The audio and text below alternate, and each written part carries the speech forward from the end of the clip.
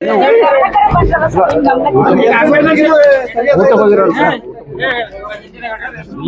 ಅವ್ರಿಬ್ಬರು ಮಾತಾಡ್ಯಾರಲ್ಲ ಉಸ್ತುವಾರಿ ಸರ್. ಈಗ sir KDP ಸಭೆದಾಗ ಇಬ್ಬರು ಶಾಸಕರು ಯುದ್ಧ ಮಾಡೋ ಸಮಾಜನ ಏನ್ ಸಂದೇಶ ಕೊಟ್ರಿ ಸರ್? ನಾನು ಚಿಟ್ಟವಾಡಿಗೆ ಹೋಗಿದ್ದ, ನಮ್ಮ ಸಮುದಾಯ ಭವನ ಅಡಿಗಲ್ಲ ಸಮಾರಂಭಕ್ಕಿದ್ದೆ. ಮಂತ್ರಿಯವರು ಒಂದಕ್ಕೆ ಬರ್ತಾರಂತ ಗಮನಕ್ಕೆ ಬಂದಿತ್ತು. ಅದಕ್ಕೆ ನಾನು ಅಲಕಡೆ ಹೋಗಿದ್ದೆ.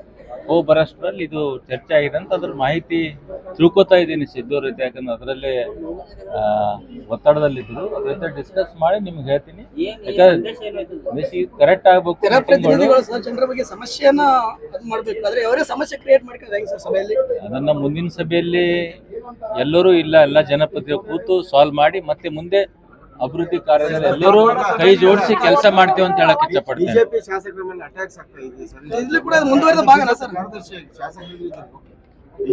ಬಿಜೆಪಿ ಶಾಸಕರ ಮೇಲೆ ಯಾರದೇ ಒಂದು ಶಾಸಕ ಮೇಲೆ ಆಗೋದು, ಶಾಸಕ ಚುನಾಯಿತ ಪ್ರತಿನಿಧಿಗಳು ಇರ್ತಾರೆ, ಅವ್ರ ಮೇಲೆ ಯಾರ ಮೇಲೆ ಬಿ ಅಟ್ಯಾಕ್ ಆಗೋದು ತಪ್ಪು.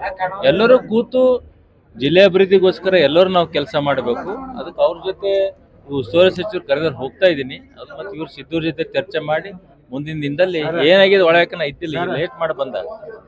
ನಾನು ಚಿಟ್ಟವಾಡಿಗೆ ಹೋಗಿದ್ದ, ಅದಕ್ಕೆ ಸ್ವಲ್ಪ ನನ್ನಿಂದ ಲೇಟ್ ಆಯ್ತು ಬರ್ಲಿಕ್ಕೆ. ನನಗೆ ಎಷ್ಟು ಜಲ್ದಿ ಸ್ಟಾರ್ಟ್ ಆಗ್ತಾ ಗೊತ್ತಿದ್ದಿಲ್ಲ.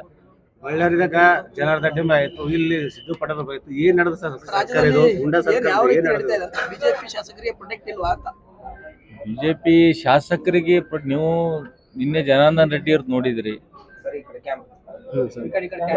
ಆದಷ್ಟು ಯಾಕಂದ್ರೆ ಎಲ್ಲ ನಮ್ಮ ಜಿಲ್ಲೆಯಲ್ಲಿ ಶುಚಿತ್ವವಾಗಿ ಎಲ್ಲ ನಡೀತಾ ಇತ್ತು. ಈ ಕೆಲವೊಂದು ವಿಷಯಗಳದಾಗ ಹುಮನವಾದ ವಿಷಯದ ಕೆಲವು ಗೊಂದಲಗಳು ಆಗ್ತಾ ಇದೆ.